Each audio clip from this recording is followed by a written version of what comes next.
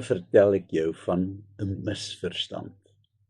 Josua 22 vers 9 tot 34. Josua het die 3 stamme aan die Oos-Jordaanstreek teruggestuur huis toe met die woorde: gaan terug na julle woonplekke toe met groot rykdom, met groot troppe vee, met silwer, goud, koper en yster, met baie klere. Maar deel die buit wat julle van julle vyande gevat het met julle stamgenote. Dit was dus met wederwysige dankbaarheid wat hulle van Silo af vertrek. Hulle volksgenote is dankbaar omdat hulle onbaatsigtig gehelp het om die land vir hulle in besit te neem. Daar heers ook groot dankbaarheid by die 3 vertrekkende stamme, want nie alleen is hulle oorlaai met rykdom nie, maar hulle gaan weer met hulle gesinne verenig word. Hierdie rykdom gaan hulle deel met hulle stamgenote wat agtergebly het. En so vertrek hulle met groot fanfare. Wanneer hulle 'n dag of wat later by die Jordaanrivier aankom, besluit hulle spontaan om daar uit dankbaarheid vir die Here 'n altaar te bou, wat ook sou dien as 'n gedenkteken van sy troue sorg oor hulle in hierdie tyd. Hierdie is nie sommer 'n gewone ou altaartjie nie. Hulle besluit om sommer 'n groot en indrukwekkende altaar te bou. Niemand mag dit miskyk nie. Die volgende dag steek hulle die Jordaan oor en haas hulle huiswaarts.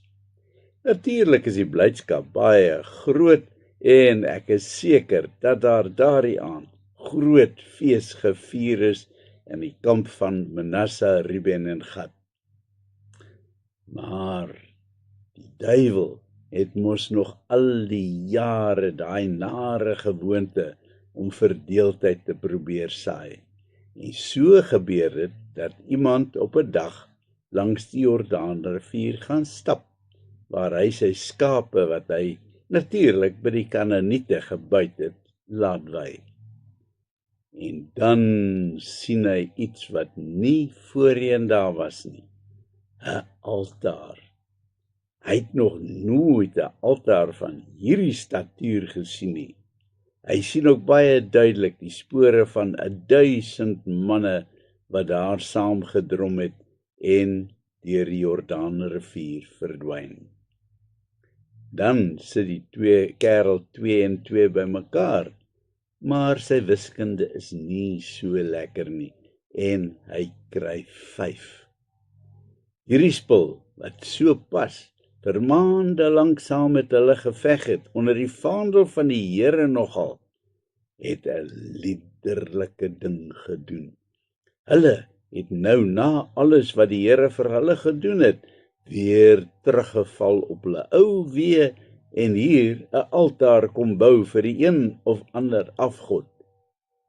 Die kerel los sy trop skape net daar saam met sy klein boetie en hardloop dat jy net skurwe hakskene sien, reg uit na Josua toe, om vir hom die ontstellende nuus oor te dra. Die verskriklike nuus versprei soos 'n veldbrand. Hoe kon hulle? Hoe is dit dan moontlik dat hulle die Here so gou kan vergeet? En dan het hulle boonop nog die vermetelheid om die altaar aan ons kant van die Jordaan te bou, brom een van die omgesukkelde manne. Ja, beam sy maat, en boonop weet hulle baie goed dat jy net op een plek aan die Here mag offer, en dit is op die altaar by die tent van ontmoeting. Daar word net daar en dan 'n volksvergadering belê en almal wat saak maak is daar. Intussen is 'n paar manne afgevaardig om inspeksie te gaan doen oor hierdie afgodsaltaar. En by die volksvergadering bevestig hulle die vermoede van die skaapwagter. Die manne is warm onder die kraag en in die hitte van die oomblik besluit hulle om die klomp daar oorkant die Jordaan te gaan uitdelg. As hulle sulke liederlike dinge wil doen, moet hulle dood. Oorlog, oorlog, skree hulle. Die wet sê tog immers baie duidelik dat hulle doodgemaak moet word. Maar die wet, dis nou Deuteronomium 13 vers 12 tot 15, sê ook net so duidelik dat die saak eers deeglik ondersoek moet word.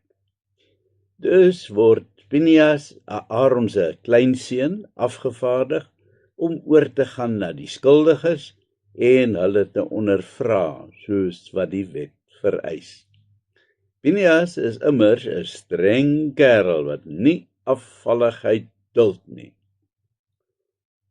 Dan vat Phinehas vergesel van sy kommissie van ondersoek van 10 van die volksleiers die pad, vasberade om die waarheid uit hierdie belhamels te gaan wurg. By hulle aankoms wys 'n omgesukkelde Phinehas die vinger na die volksleiers van die Oos-Jordaan groep.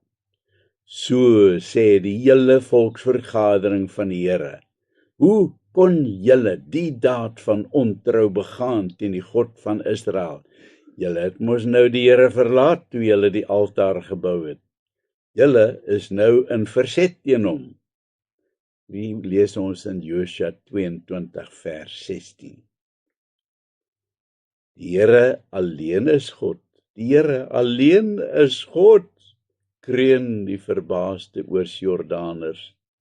En dan verduidelik hulle dat daai altaar niks anders is nie as 'n gedenkteken, sodat niemand ooit sal vergeet dat hulle ook deel van die volk van God is nie. Hulle het nooit eers daarop geoffer nie. So byna het 'n simpele misverstand gelei tot 'n bloedige burgeroorlog. Gelowiges moet met mekaar praat en nie sommer gevolgtrekkings maak nie.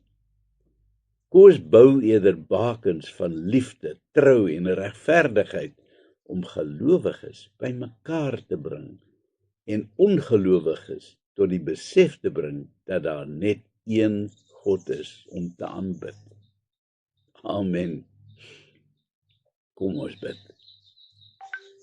Here, ek is so dikwels skuldig daaraan dat ek ander veroordeel. Ek vra om vergifnis, Here. Amen.